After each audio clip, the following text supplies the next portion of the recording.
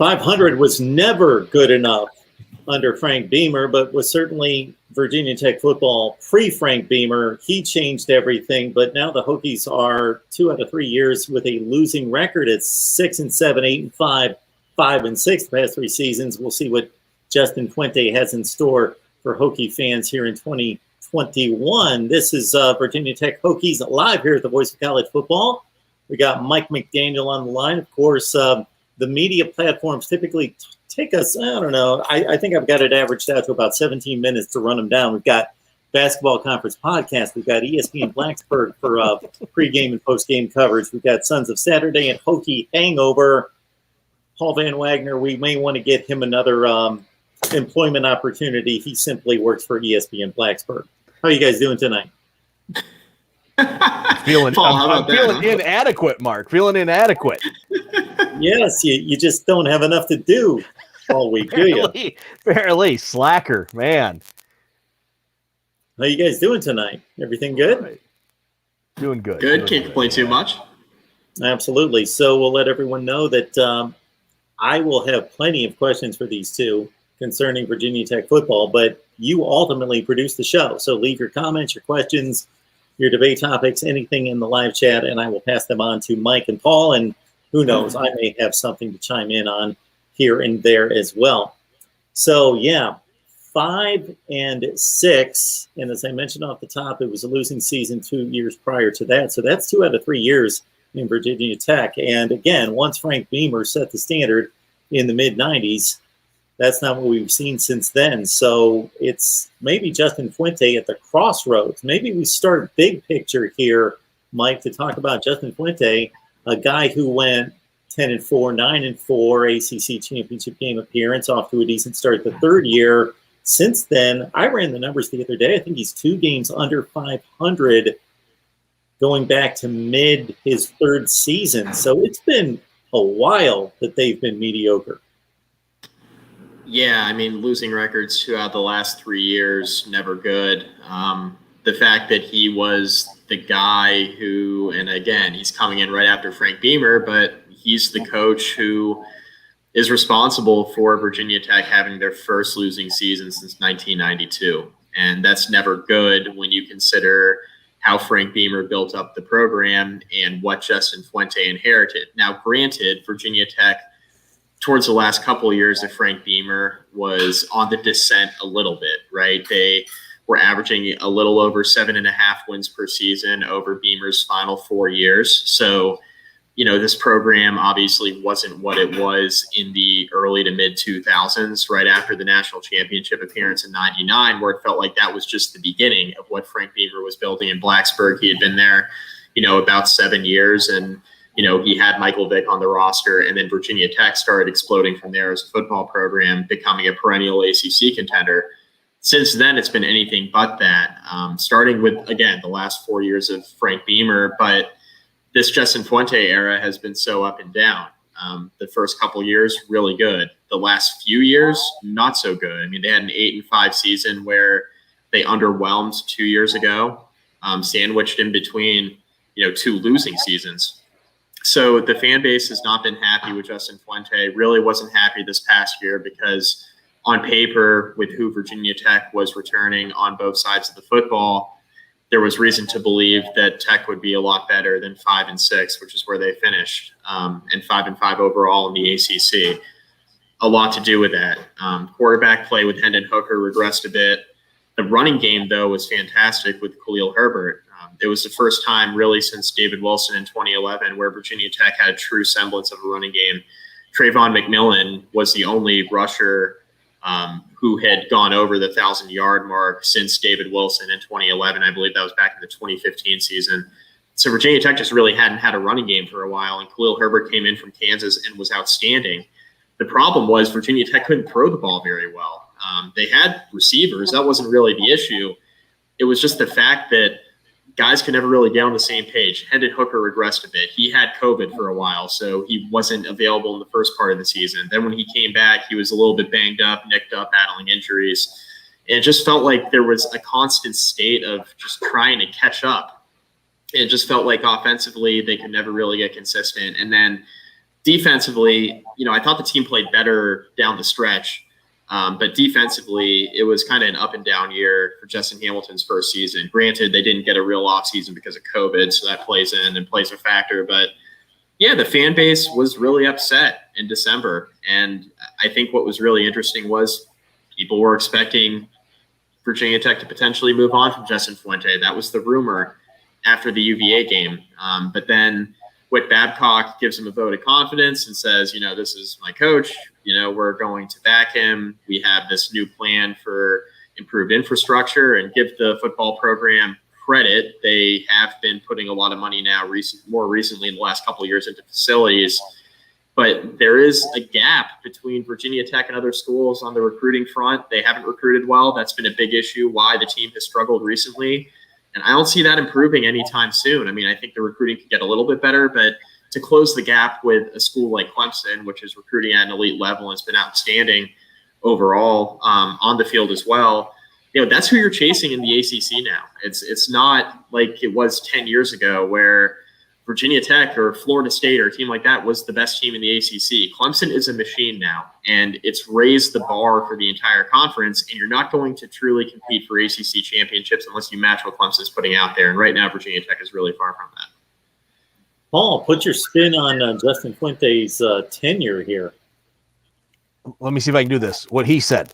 No, I mean, everything Mike said is right. You look at the attrition. I mean, the attrition has been just crazy. And for the longest time, we as a fan base, we kind of chalked it up to, okay, these are kids that are down on the depth chart. Maybe they're second or third guys on the depth chart. They want a chance to play. But now, you look at Hendon Hooker going, you look at Quincy Patterson going, I have genuine concerns about what is going to happen in that quarterback room. And it's nothing against Braxton Burmeister. Braxton Burmeister is what he is. He's a run first quarterback that's going to throw about 57% completions.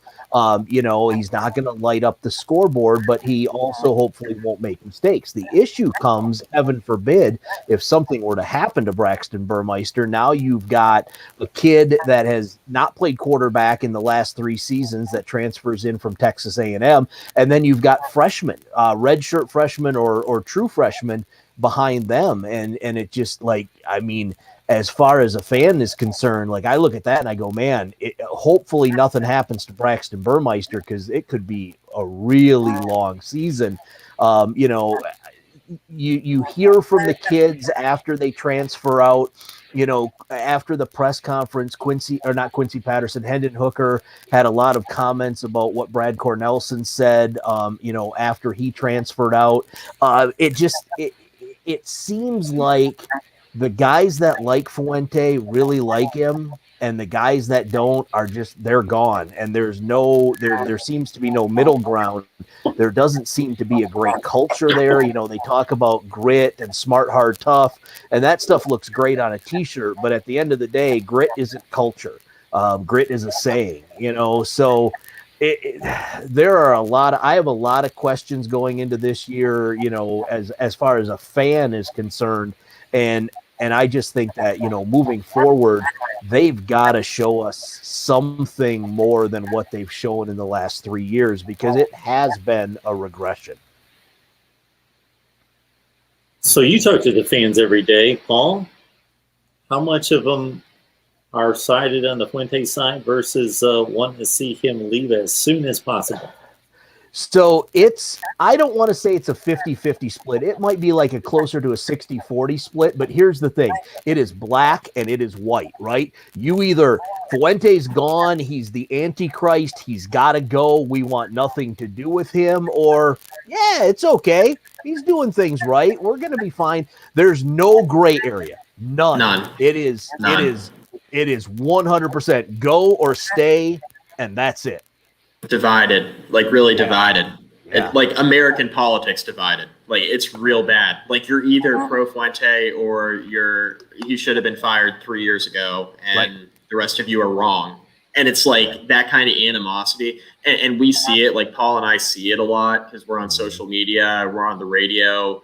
We hear from people, we see it on a daily basis. So I think it makes it seem worse than it is. Social media is only a small section of the actual fan base at the end of the day, but it's the vocal folks who are really invested in the program and what people have to say on social media about it. It's very divided. And I think that a lot of people are willing to give some of the assistance. I say some because I put the emphasis on like Justin Hamilton, for example. Look, he was dealt a bad hand having to, implement his scheme and having your first year totally affected by a once in 100-year pandemic. Like, that's not his fault. He's in a really precarious situation. He can't install his defensive scheme. But he also didn't do a great job. And this is something that Hamilton has literally fallen on the grenade for in his press conferences. He said, I didn't do a great job adjusting in season. He said that. So he acknowledges that there are areas that, he could improve upon moving forward and things that he could have done better on the fly. But when you're coaching in a pandemic and you're limited on practice time before the season and you can't really adjust well in season, or you're struggling kind of as a first-year coach trying to find your footing, it makes it really difficult. So fans are willing to give guys like him the benefit of the doubt. They're not necessarily willing to give guys like Brad Cornelsen, the offensive coordinator, the benefit of the doubt because the offense is very vanilla. Like, when you can call the plays from the stands, people get really frustrated. And it seems like there are a lot of questionable play calls. Now, this happens with every offensive coordinator is going to get criticized. They're an easy target, but it happens with Virginia Tech a lot. And Brad Cornelsen has not gotten the benefit of the doubt because not only is his play calling questionable at times, but in addition to that, just the quarterback development has been a bit all over the place. Virginia Tech can't seem to keep a quarterback healthy or on the roster for a prolonged period of time. The last multi-year starter Virginia Tech actually had was Josh Jackson. I mean, Hendon Hooker, I can't even count last year as his second full year as a starter because he didn't really start the year. He was dealing with COVID. Burmeister started the season. Then Hooker came in. Then he was pulled, and Burmeister was playing again towards the end of the year. So just a really weird situation with stability in the quarterback room. I'm not really sure who's to blame, but I think the coaching staff deserves their fair share for that. Well, and that's an issue too. I mean, within itself, right? Is every single year, with the exception of this year, because Braxton Burmeister is the only guy, we've always had some sort of quarterback, carousel quarterback. They're going to have an open competition, and you got a kid like Josh Jackson, who, Josh Jackson isn't going to light up the world, but Josh Jackson also isn't going to turn the ball over. He's not going to make mistakes. He's going to get you up and down the field, and he won games. But so you go into Josh Jackson's second year, and instead of just saying Josh Jackson is our starting quarterback, so the whole locker room knows who to rally around. No, we're gonna have a quarterback competition, and I get where Fuente's coming from, right? Because he says I tell these kids to transfer in because I'm going to give them a chance to play. Well, okay, that's fine. But at the same time, your guys that are there need to know who their leaders are, right? Like Bud Foster never had an open linebacker competition. You just knew who the linebackers were going to be. Like you've got to have those leaders, and you lead from the top down, and it's not pretty right now. So, Mike, if we give you the task to handicap this quarterback battle right now, give it to us. Well, it's pretty easy because Fuente actually talked about in his press conference today. I mean, he said the season started tomorrow. Braxton Burmeister is the starter, which I think we all expected. What's interesting is how that shakes out behind him because, like Paul mentioned earlier, this is the first time in a long time Virginia Tech has dealt with depth issues, at least proven depth at the quarterback position in quite some time. So the guy who would be the backup if the season started tomorrow is redshirt freshman Knox Kadum, who was a 3-star quarterback coming out of high school, who was actually originally committed to James Madison, obviously a high-powered FCS program, right up 81 from Blacksburg.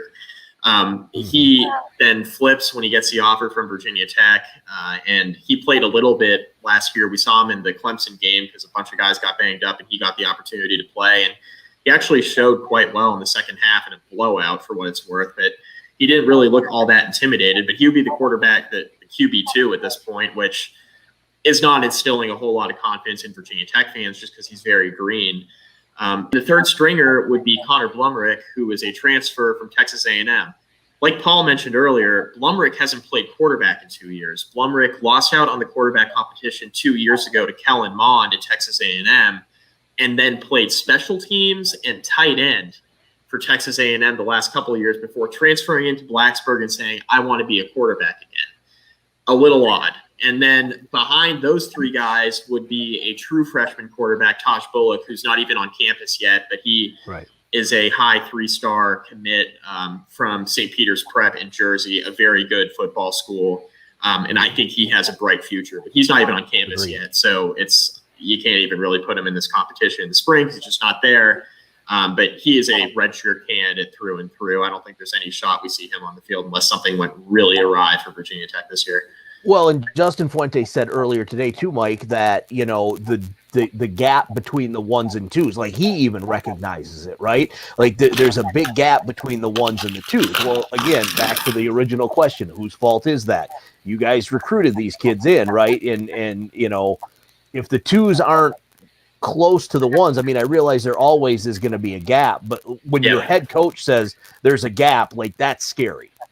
Yeah. And like you mentioned, there's always been an open competition for starting quarterback, and that's just not the case this year because, you know, none of these guys are even close to Burmeister, which is scary because Burmeister really hasn't gotten a lot of live reps as a starting quarterback for Virginia Tech. I mean, he redshirted coming in, or I guess had out with the transfer year 2 seasons ago, coming in from Oregon, and then last year played a limited role. He saw the field some in the early part of the year, and then late in the season was the starter for Virginia Tech in the final game of the year. But we hadn't seen a lot of Braxton Burmeister before last season, and now you got to throw your full weight behind him and throw full support behind him as a starting quarterback. It's just not really a place that Virginia Tech has been in a while at the quarterback position. And look, he battled injuries last year. I mean, he broke his foot halfway through the year. It was after Hooker already came back. He had, you know, a practice injury where he broke a few toes. He kind of worked himself back for a couple months, and then we saw him towards the end of the year. But Paul's concern about the health of Braxton Burmeister is valid because in the limited time we saw him last year, he wasn't necessarily healthy. And if he has a similar issue this year from an injury standpoint, Virginia Tech's in a world of hurt because behind him is just nobody really proven who can play quarterback at the ACC level that you can plug in right now and say, yeah, there's not really going to be that much of a drop-off. And his numbers aren't great, Mark. It's 7 games, 24 of 48, 2 touchdowns, 1 interception. I mean, it's not instilling a whole lot of confidence or excitement, I don't think, in Lane Stadium right now. And that's the guy who they have to throw their full weight behind, not a guy like Josh Jackson, who, like Paul mentioned, you know, Josh Jackson did have some limitations, but he was a really good quarterback, certainly better than Braxton Burmeister when he was on the field. And, you know, the fact that Virginia Tech was in a situation where Fuente could confidently say, okay, we can have an open competition in fall camp. The fact that he can't say that in the spring, and he's definitely not going to say that this fall, tells you a lot about how the quarterback position, at least from a depth standpoint, has dropped off at Virginia Tech. What is the story with these quarterbacks leaving? Because when I heard that Hendon Hooker was moving on, I was thinking, isn't he the odds-on favorite to win the starting quarterback job? He's been the guy for 2 seasons, most of 2 seasons. He had a really good season 2 years ago. Mm-hmm. And you mentioned Josh Jackson. I had the same thought at the time that he went on to Maryland, which his career took a turn decidedly for the worse when he went to Maryland, as opposed to what he produced at Virginia Tech. And in both cases, I thought, why? Right. It's that open competition, right? Like, this is what we've been harping on. I come in as the starting quarterback from last season. I put up good numbers. We win, 8 games with me as the quarterback. Mike shows up and the coach says, you guys are going to compete now. I go, wait a minute. What are you talking about? Like, look at my numbers. Look what we did. Nothing against Mike, but why am I not the guy? And so, well, to hell with you. I'm out of here. I'll go somewhere where I can be the guy. That's what happened with Josh. That was what was going to happen with Hendon. Now, Hendon's in a situation where Tennessee picked up a couple of another transfer, so he's in a battle now. And Quincy Patterson went to North Dakota State, where their quarterback is going to graduate now, and he's going to be the guy next year. So, like, why stick around if the coach is going to mess with me like that? Yeah, I agree. I just kind of looking back on Fuente's tenure, I think what really hurt the staff, and it's not to make excuses, but I think it really just kind of started this kind of got the snowball rolling downhill. Gerard Evans leaving after one season. Yeah. So Evans was the perfect quarterback for this scheme because he was built to handle a beating running the football. This all ties in, I promise. But Brad Cornelsen loves to run his quarterbacks. Yeah. And Gerard Evans ran the ball a ton, and he was very good at it. He was also an adequate passer, and he could really kind of prove himself as a dual threat. He leaves after 1 year to go to the NFL draft. That didn't work out for him, obviously, and now he's out of the league. Virginia Tech now has Josh Jackson, a redshirt freshman, who actually competed with Evans that first year for the starting quarterback job as a true freshman and was in the middle of a competition with Evans in year one under Fuente. So there was an opportunity there for Josh Jackson to legitimately win the starting quarterback job as a true freshman back in 2016. So it tells you what kind of quarterback they thought Jackson was. And when Evans left, Jackson became the starter. Jackson was really good his first year. Virginia Tech went to the Camping World Bowl. Like you mentioned, Mark, they won 9 games and went 9-4. They lost to a Mason Rudolph-led Oklahoma State team that was very good. So no harm, no foul. I think a lot of fans were happy with that 9-4 season after losing Gerard Evans. So a lot of people are looking at the 2018 season like, all right, we got year 2 of Jackson. He gets hurt against Old Dominion. Tech loses that game. Ryan Willis comes in and actually plays very well at quarterback for the rest of the season. I mean, he hung in there. He really did. Tech had a tough schedule down the stretch. He played pretty well. And 2 years ago in 2019, Willis enters the year as the starter with Hendon Hooker after Josh Jackson transferred to Maryland because he said, I got hurt. Willis just played well. I'm not getting my starting job back. Enter Ryan Willis as the starter. He was terrible in 2019 at the beginning of the year, had a bunch of turnover issues. Tech turned the ball over 6 times in the opener on the road at Boston College and lost. They waited too long to put in Hendon Hooker, quite honestly, and Hooker came in and was great the rest of the year in 2019. It's a big reason why Tech turned their season around, ended up going 8-5. But the thing about Hooker, you know, as Ryan Willis moved on, you know, you enter 2020 with Hooker as the starter, you would presume.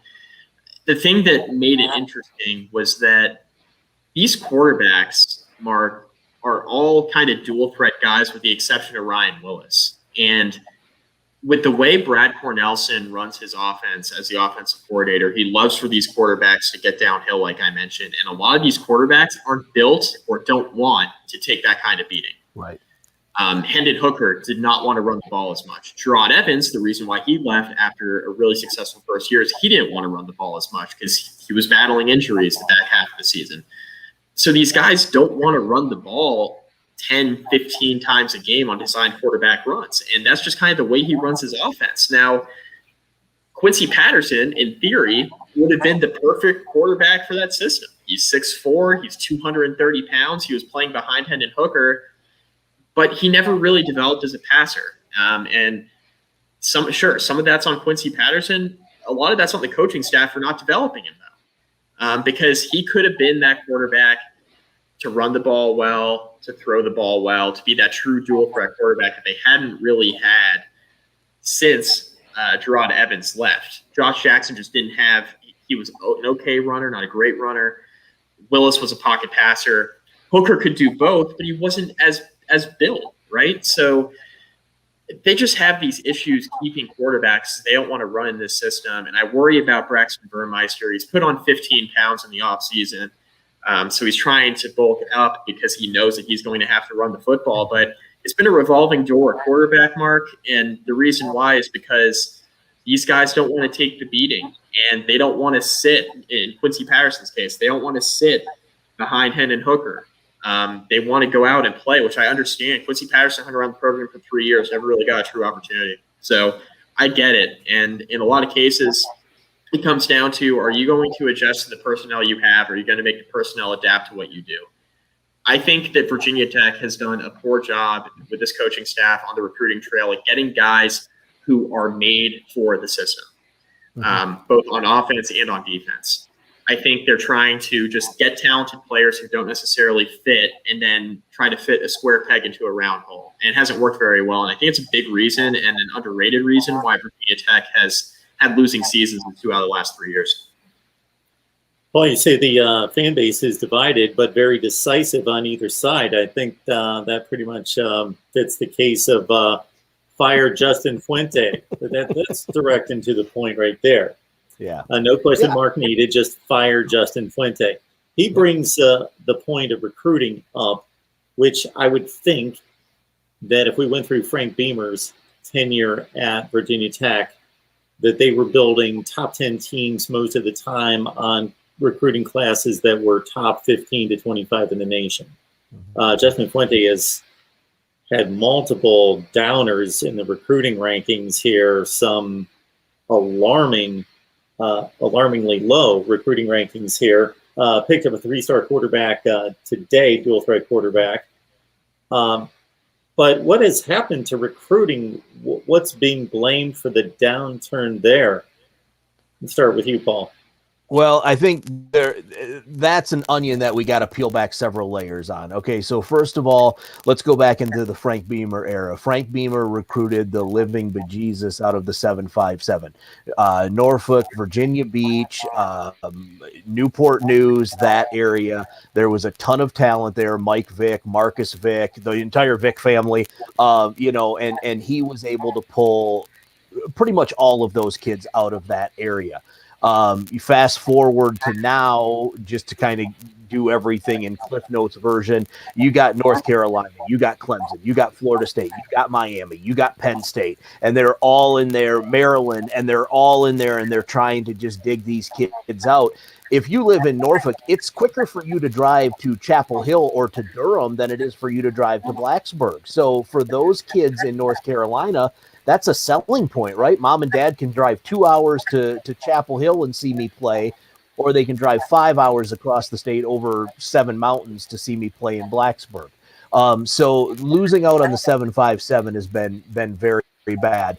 Fire Justin Fuente mentions Texas to VT and North Carolina to VT. North Carolina to VT was fairly successful. They pulled quite a few kids out of there. The issue is now, though, is Mac Brown at North Carolina is taking those kids right back, right? So all of those kids that Justin Fuente and his staff were able to pull out in those couple of years, Mac Brown's staff is now scooping those kids up. So Virginia Tech loses out on those.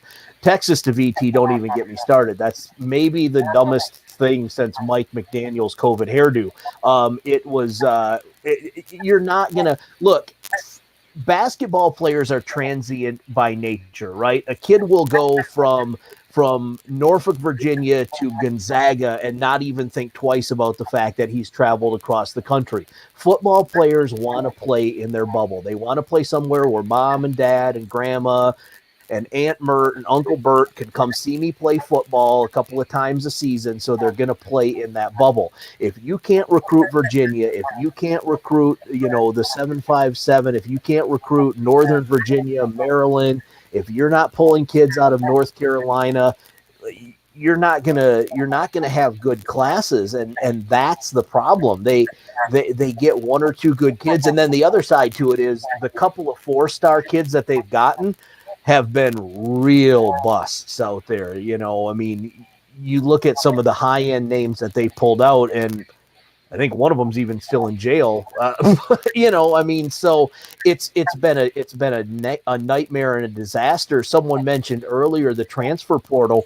Mike, I think you'll agree with me. The transfer portal has been the saving grace for this staff because they've been able to get kids like Khalil Herbert, like Braxton Burmeister, like Ryan Willis. They've been able to pull those kids out of the transfer portal, and that saved their bacon. Yeah, the transfer portal has actually been huge for Virginia Tech, and it was a storyline a few years ago because I think a lot of people looked at the Virginia Tech program after the disastrous 2018 season that went really downhill after that Old Dominion game, saw a bunch of guys transfer out and said, okay, this is a coaching staff problem. Really, it was just the beginning of the transfer portal. Now it seems like every year, every school is dealing with attrition, 10 or 15 guys, proven or unproven, heading to the transfer portal. I think kind of looking back on it, look, the coaching staff hasn't done a great job in Blacksburg, but I think some of it was just kind of cyclical, right? And we're starting to see more of that now where guys just enter the transfer portal. It's the way college football is headed. Virginia Tech was just one of the first schools that had several guys go into the portal at one time. But Virginia Tech's coaching staff, I don't think, has gotten enough credit for what they've done in the portal. Like Paul mentioned, they've done a really good job at pulling in impact players. I mentioned Khalil Herbert earlier. He was a good running back at Kansas, ended up being a great running back before, because he got behind a real offensive line at Virginia Tech, one that he just didn't have at Kansas because that program is in shambles right now. Got behind a really good offensive line, and now he's rising up draft boards because of what he did this past year in Blacksburg, becoming a 1,000-yard rusher and being a really solid ACC player for Virginia Tech. The Hokies are really hoping that the addition of Jordan Williams from Clemson, a former 4-star defensive tackle from the 757. Paul talked about the fact that Virginia Beach has not been recruited very well by Virginia Tech recently, but the fact that they're able to pull one of the best players from that region a few years ago and bring him to Blacksburg in the transfer portal, I think that's significant because I think what that does is that will resonate with some of the kids in that region as Virginia Tech tries to kind of get back on the horse in state from a recruiting standpoint. You're pulling in a guy in Jordan Williams that very good player, went to Clemson, ended up at Virginia Tech. Kids in that region who know Jordan Williams because he's only a couple of years older than they are going to ask Jordan Williams, why Blacksburg? Why Virginia Tech? I've heard from these coaches. Why should I believe that, they're saying this is a great school, but they haven't played well? Jordan Williams would be able to speak good, bad, or indifferent from his own experience. Virginia Tech hasn't had that in a while with players that matter from the 757. They've had plenty of guys come in from Virginia Beach, none who have any pull anywhere close to as good as Jordan Williams is. Coming out of high school as a 4-star recruit. Virginia Tech just haven't gotten a composite 4-star recruit in 2 recruiting cycles. That's how bad it's been in Blacksburg. That's not just from the state of Virginia, Mark. That's period. They haven't gotten one since Alec Bryant 2 years ago, who ironically was a Texas recruit. So it hasn't been good, but the transfer portal overall, I think, has been a net positive for Virginia Tech when you consider some of the impact players they've been able to pull in.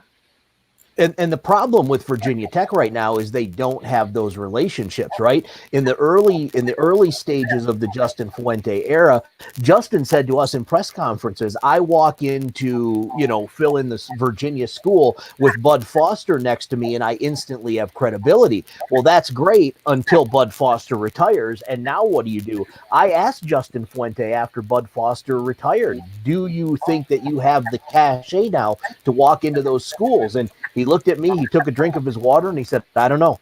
I mean, you don't know.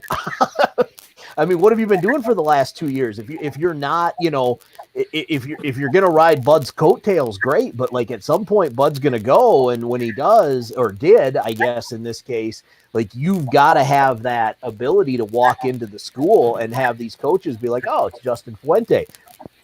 Most of these coaches, from what I'm being told by a lot of my people in the recruiting realm, is they don't even talk to him.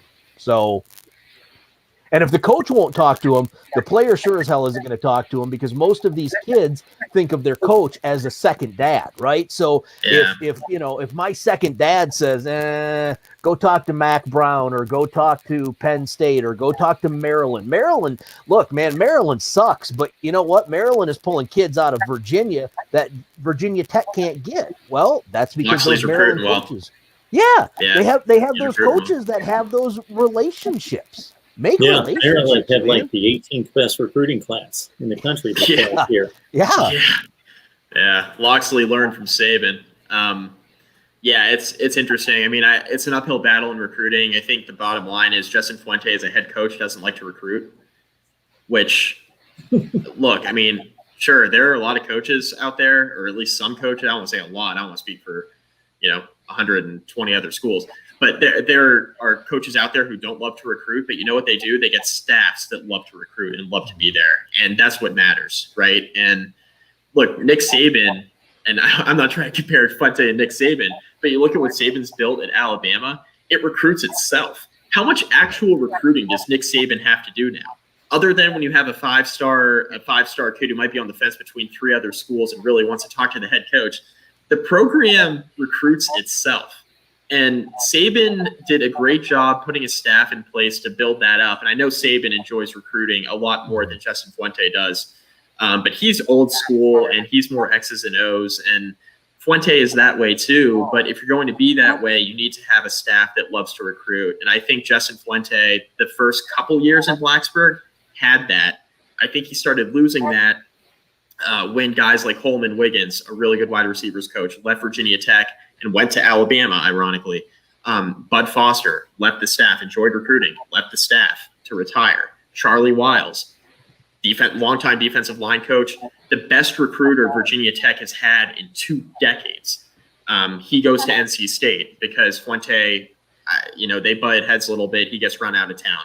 So now you're kind of, working with this uphill battle where guys just don't know, both on the player side and the high school coaching side, don't know this staff well. You don't have Charlie Wiles. You don't have Bud Foster. You don't have Frank Beamer on the staff anymore. And I don't think Fuente and his staff did a good enough job outside of Wiles and outside of Bud Foster in the first couple of years to, kind of establish themselves as a staff in the state of Virginia. I think they did an okay job in North Carolina, obviously, with some of the guys they pulled in, Trey Turner, Dax Hollyfield, guys they were able to get out of that state that became very successful players for Virginia Tech. But I think if you look at it holistically, it's just a relationship problem. And Virginia Tech's trying to mend the fences now. They've made some really good hires, former players who can speak about the university, and they've made Virginia a priority. But I do wonder if it's too late. Yeah. I just pulled up Alabama's 4 recruiting classes prior to Nick Saban, and they look very Virginia Tech, TCU-ish.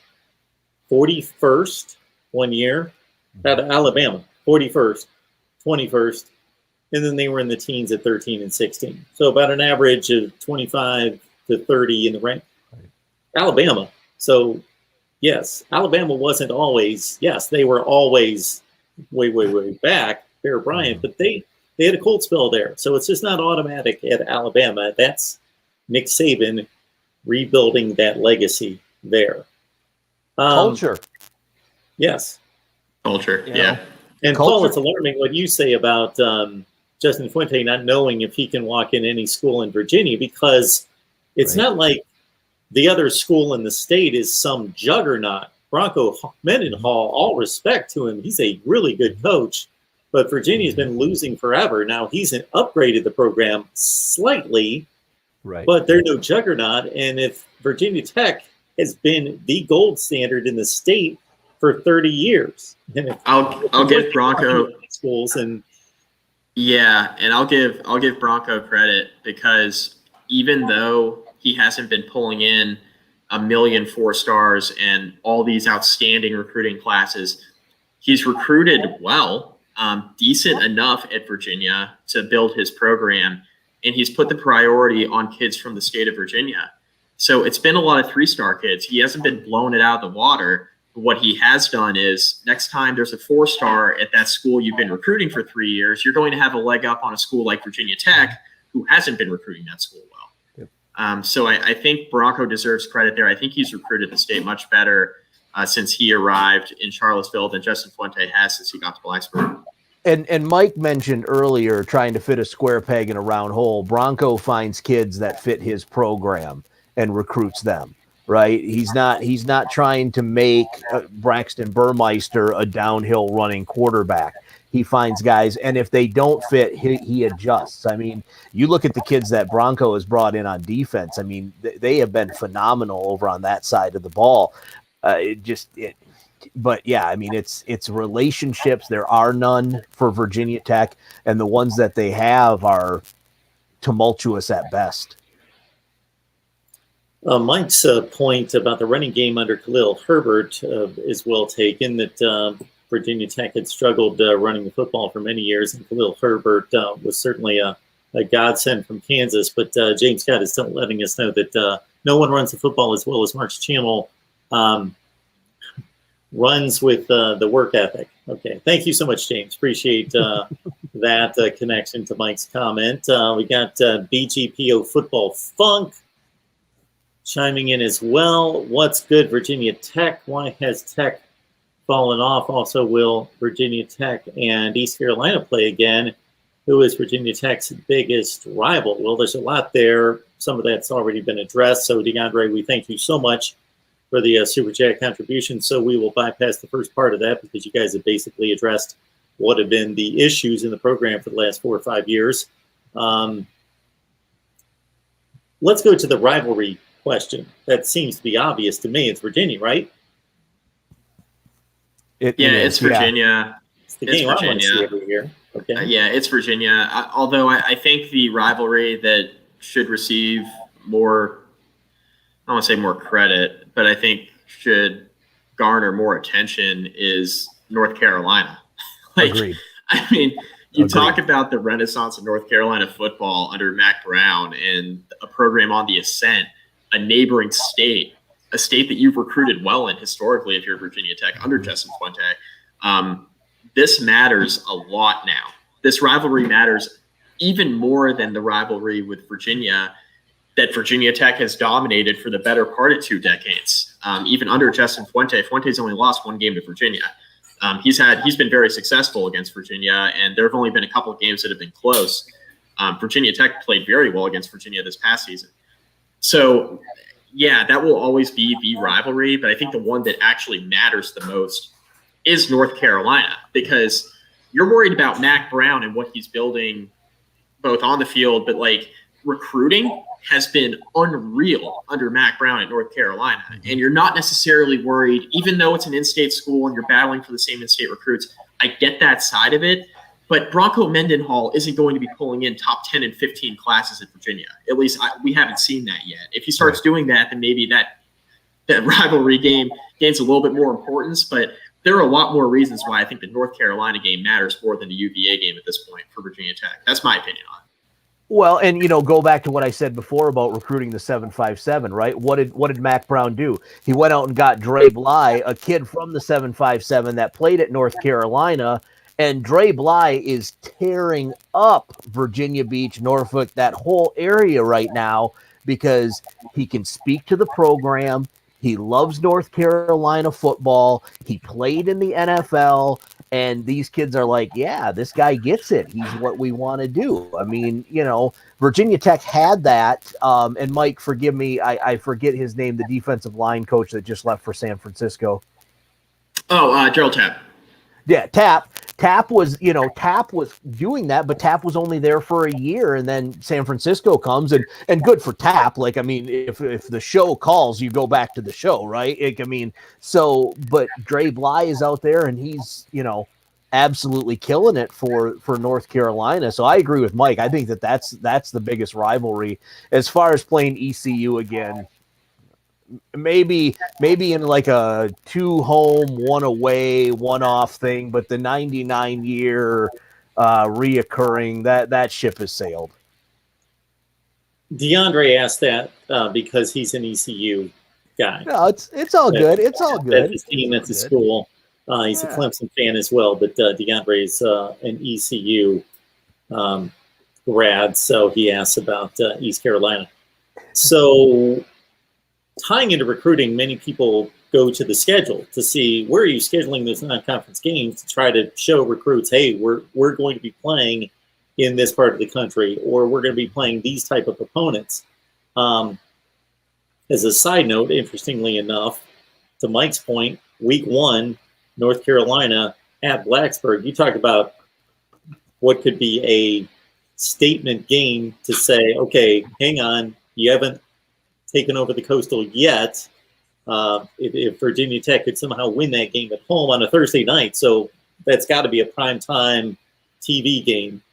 A couple of things. So there was a time, and Mike can talk about this as an alum, there was a time where Virginia Tech fan base would look at the schedule when it came out, and they would find that Thursday game and they would circle that, right? That was the marquee game in Blacksburg. National Weather Service in Blacksburg, about a mile away from Lane Stadium, has the seismograph go off every time there's a Thursday night game in Lane Stadium when they play Enter Sandman. And now you add in the fact that you're going to bring North Carolina in, who is the number 2 rival, but on the uptick for Virginia Tech. There is no reason that game, if 100% fans are allowed in Lane Stadium, that should be wild on Thursday night. Yeah, first full game, and you mentioned that with your last point. Like, if they allow full capacity, that's going to be the game that welcomes fans back to Lane Stadium. I mean, that's a big game already, and it becomes bigger, especially when you consider the way this game has gone the last couple years. I mean, 2 years ago, Virginia Tech beats North Carolina in a 6 overtime thriller. There was no real loser in that game, right? I mean, that was an outstanding game. Both teams deserved to win with how it went back and forth in the second half. Virginia Tech out a couple of quarterbacks. Hendon Hooker couldn't play, and Willis comes in, or Hendon Hooker gets hurt, and Willis comes in, and then he gets pulled, and Quincy Patterson, the offense turned to a power running attack. Right. He runs in the 2-point conversion. The first time you break out the new rule with the 2-point conversions only once you get past the 4th overtime. So that game was wild. And then this past year, on the road in Chapel Hill, North Carolina jumps out to a huge lead. Virginia Tech looks stunned early. Then they come storming back. And then it's just an offensive just back and forth. I think it was like 56-45 or something like that. Teams went back and forth offensively. Virginia Tech had a legitimate chance if they got like 2 stops in the third quarter. Towards the end of the third quarter, they had a really good chance of getting themselves like all the way back into the game and actually taking the lead there. So they've played some really high-powered games the last couple of years, which happens when you have Sam Howell as the quarterback at North Carolina and Virginia Tech with Khalil Herbert going against rushing defense at North Carolina that couldn't really stop anything on that particular afternoon. But a really exciting matchup and a really important matchup for both teams as far as, who's going to potentially compete in the Coastal. North Carolina on paper looks like the best team in the Coastal to me. But this is an opportunity, like you mentioned, Mark, for Virginia Tech to kind of come out and say, well, wait a second, like what if we win this game? This is a wide open Coastal. Like, let's go after it if we're able to get past North Carolina in the opener. So it's a huge game. See, the problem, though, is, and again, Mike, you can attest to this. I have a good friend of mine, Dave, who has been a fan of Virginia Tech football since the early 80s. And he says that Virginia Tech, you have 3 guarantees in life: death, taxes, and that Virginia Tech will burn the house down on a national stage in front of a national audience. And that's what this game is. So for Virginia Tech, you can exercise some demons if you can pull off a victory against a very good North Carolina team on that Thursday night. BGPO Football Funk, thank you again for another Super Chat contribution. I want to remind everyone that the channel thrives based on your individual contributions. And if you have any connections to a sponsor, please hit me up at MarkRogersTV at Gmail. Miami and Temple 13-10. So we're either discussing whom Al Golden has coached or who Manny Diaz almost coached. 13-10 Miami Temple. So DeAndre, you'll have to clarify that a little bit, but appreciate the super chat there. So to stay with the schedule theme, Notre Dame is going to be assigned per ACC contract as a non-conference foe. Right. This particular season, Notre Dame is on the schedule after a bye week in October. There's another big-time, quote-unquote, Power 5 opponent in non-conference play going to West Virginia. That's an interesting dynamic there. It's a regional game there and taking on a team that Virginia Tech doesn't see often. I think the last time they played, wasn't that at the Redskins Stadium? Yep. That was a Josh Jackson game, correct? Correct. That was actually his first start. A lot of questions about Josh Jackson going into that game because it was his first game as a starter. It was a national TV game. Will Greer going into that year was a Heisman candidate quarterback for West Virginia. that was a gigantic game, and Virginia Tech actually won that game down the stretch. Jackson was really good. Greer was equally as good, but Virginia Tech got a stop there at the end. But that was the last time that Virginia Tech played West Virginia. I think it's a lot more winnable game this time around, just because Neil Brown is in the middle of a rebuild there. So do you guys have any strong opinions about what the – go ahead, Paul. I was going to say West Virginia, Virginia Tech has been a rivalry for decades.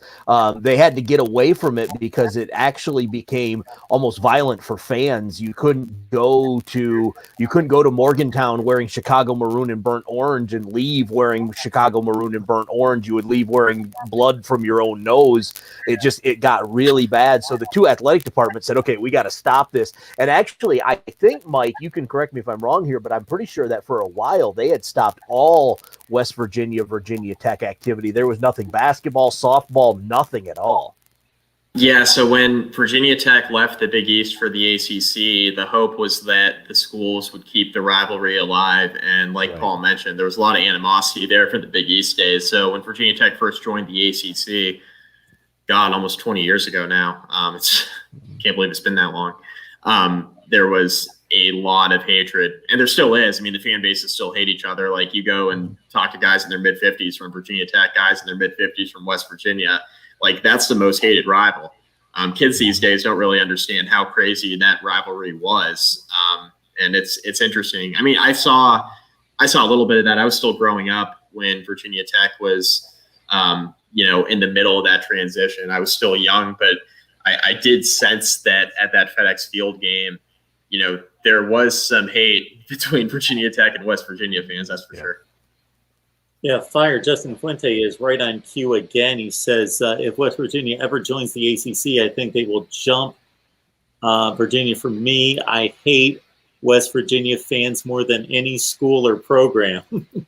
Yeah, and that if that's who I think it is, he fits right into that demographic that Mike is talking about, that 50+ Virginia Tech fan, where it was all like that was the game, right? Like, yeah, UVA was a rivalry game, but that Black Diamond Trophy was what it was all about.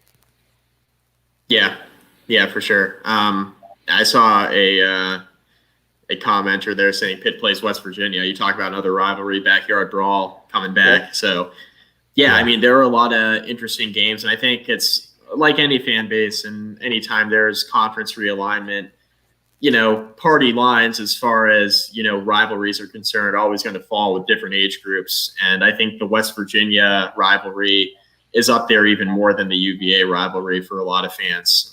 So it'll be interesting. It's a game that Virginia Tech, I think, really needs to win too, because West Virginia is rebuilding and they're kind of on the same level as Virginia Tech is right now, unfortunately for the Hokies. And the interesting thing, too, when you talk rivalries for Virginia Tech, if you talk to former players, it's not UVA, it's not West Virginia. You know who it is? It's Miami. The players, there were some clashes back in the day.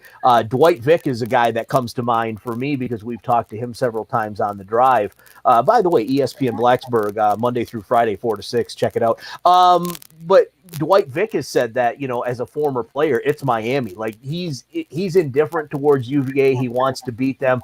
Doesn't care that much about West Virginia because we don't play him. But Miami is the school for those guys. Cheryl, Mark is the best in the business. So when it comes to college football, thank you. And SEC Dog, what do we have here? Yes, Cheryl, he's a computer chip when it comes to college football. So the Venmo payment is on its way. Both of you, thank you. Are these like family members, Mark? Is this like is like your sister and brother-in-law? What is this? I feed them lines. Yeah, they know exactly what it. They just have to copy and paste. It's an easy thing. Yeah, perfect. They just have to copy and paste. I make it easy for them. I'm going to continue on the schedule because the point I was trying to get to, whether it be from a recruiting standpoint or just a strategy standpoint of either putting together what I like to consider like a Dave Doran kind of schedule, like as easy as possible, so I can go 3-5 in the ACC and still get to a bowl game because we load up on Old Dominion, EMI, and ECU and all those. Or again, thinking of recruiting, is there a type of approach to the scheduling that you would like to see? Paul, we'll start with you. This season, just to set you up, it's out of conference Notre Dame, of course. So Right. the ACC is going to dictate that one game out of 4, roughly about 40% of the time, I think. Yep. Richmond, West Virginia on the road, Middle Tennessee. So, originally I'm from Michigan, and I was super excited for that. I think it was 2023, 2024, or 2024, 2025, home and home that they were going to do. Michigan had to cancel that because of home games for them in the second year. I personally would like to see more of the Notre Dames, the Michigans. Hell, go play against Georgia. Go play against some of these top end schools, and maybe you get your tail whipped, maybe you don't, but at least it's a litmus test. I would personally, I would rather lose to Georgia than lose to ODU, and they've lost to ODU recently. So, I would rather see them set up more of those higher end games. At the end of the day, Virginia Tech isn't competing for a national championship right now. They're just not. It's the reality of things. So let's get some of those marquee names. Let's bring Alabama to Lane Stadium. Let's bring Michigan to Lane Stadium. Not a big Ohio State fan, but hell, if we can get them back in Lane Stadium, let's do it, right? I think that will draw people in because you have that marquee name. I know sitting in Lane Stadium the year Notre Dame came to town and whipped Virginia Tech here, what was it, Mike, about 2-3 years ago, seeing those gold helmets come out of the locker room was kind of, it sent chills up your spine, so I would love to see more of that personally. I would too. And I think it helps on a number of levels too. Like Paul mentioned, the litmus test factor, number one, but number two, like if you're able to hang in and play well, kids remember that in recruiting. I mean, they do, especially kids in the 757 that you're trying to go after. The kids in the Richmond area that you're trying to go after. There are these 4-star guys. I mean, if they see you hang with a team like Notre Dame, or they see you hang with Ohio State, or they see you hang with a team like that, that's going to stick out in their memory, even if the record isn't so good for Virginia Tech, because every single one of these high-end recruits think that, they're the next, Reggie Bush. They're the next Calvin Johnson. They're the next Matt Leinart, whatever. Like, all these kids think that they are the difference maker between a team being really bad and a team being really good, which is fine because they're all high-end recruits. But you got to get in front of a national audience more often. I think that's really important. It didn't turn out so bad against Ohio State in 2014 and 15, and they were taking on two of the most talented teams you're going to see. Yeah. In flooding the NFL first round, and they beat them once. Right. And the other game was not an embarrassment, regardless of what the final score was. It was a closer game than the score would indicate. So Why not? To your point, Paul. Yeah. Yeah, I mean, I'm excited for the Notre Dame matchup. I know the texter there at the bottom wants keys to the game. I have done no research on Notre Dame. I know that there's a huge amount of turnover, but they've also got a huge amount of talent. I always love when these people write it. And D-Rock Irish watches all the time. I love him. Yeah. He's a great support. But, people asking for keys to these games that are going to be played in 7 months. Here's what I'll tell D-Rock Irish. Hang on. Let me look at the schedule here real quick. So that's Saturday, October 9th. Depending on what time the game is, about 3 hours before, tune into ESPN Blacksburg on the ESPN Blacksburg app. Mike and I will break it down with our crew of knuckleheads. You'll get some good insight into that game. We always have fun doing a pregame show. So yeah, we'll have more info. I can do for D-Rock. We'll have more info then. I know Notre Dame brought in Wisconsin quarterback Jack Cohn, which we'll see how that turns out. It's kind of a bridge from Ian Book. I know they got Tyler Buckner, a really talented quarterback that I also moonlight as a Notre Dame fan, as both of you know. So this is it's a big game. It's a big game for Virginia Tech. Notre Dame should be in good shape, I would think, though. Agreed. Yeah, I mean, just right now today, go ahead and give me the Fighting Irish by probably 2 touchdowns, but we'll see. Yeah. We'll see what happens. That's also a point in the season where kind of a potential turning point back to the quarterback conversation that we had early on, right? Like, is it still going to be Braxton Burmeister at that point, or who's it going to be? So you start piling up injuries around that time, and teams start to look drastically different unless you're Alabama, Clemson, or Ohio State. You see the litany of media platforms there for Mike. It includes Hokie Hangover and SonsOfSaturday.com, ESPN Blacksburg, as Paul just pointed out, on Game Day Saturdays, and Basketball Conference Podcast. So, Mike, what's your Twitter handle? We just need people to head on over to Twitter and find you there. It keeps changing. Paul's laughing.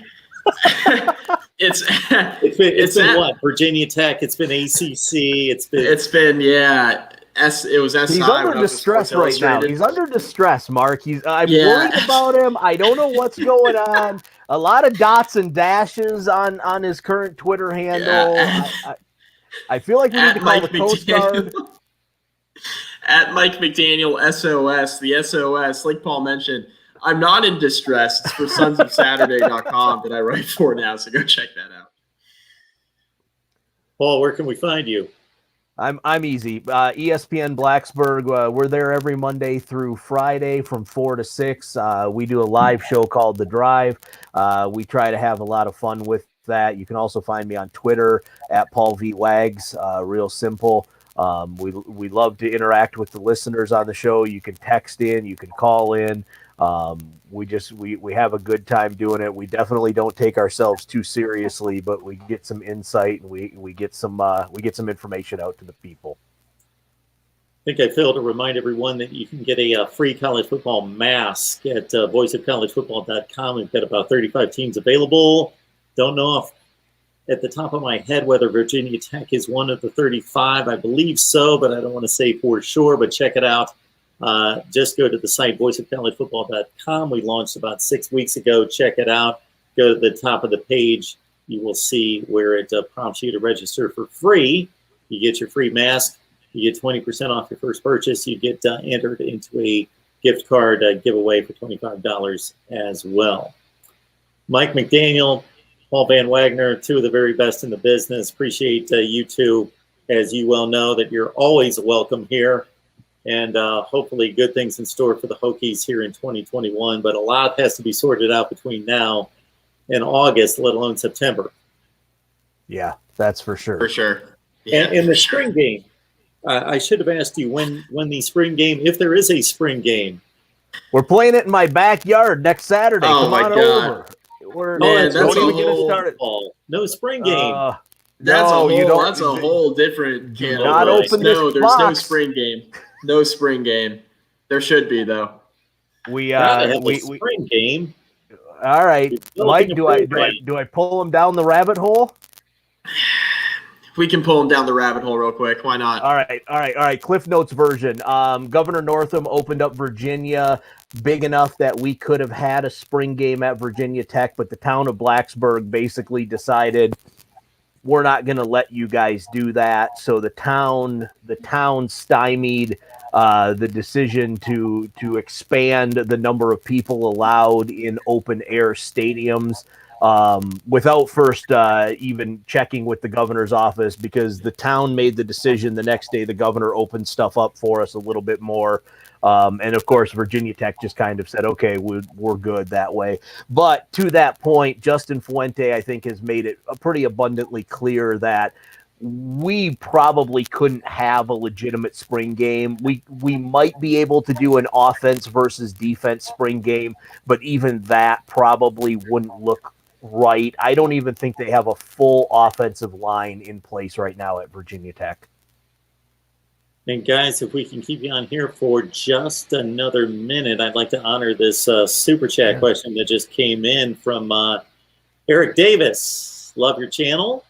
Got the Hokies coverage going tonight. Gotta donate. Thank you so much for that, Eric. Our defense is a sleeper this year. Mark my words. You guys have any response to that as to what the Hokies could look like on that side of the ball? Less questions on defense than on offense. Right. I think the questions that do reside would be on the defensive line, but I think Virginia Tech, with the addition of Jordan Williams, a defensive tackle, with Amari Barno having a full year defensive end, he's an athletic freak. Emmanuel Belmar returning as kind of a super senior, so to speak.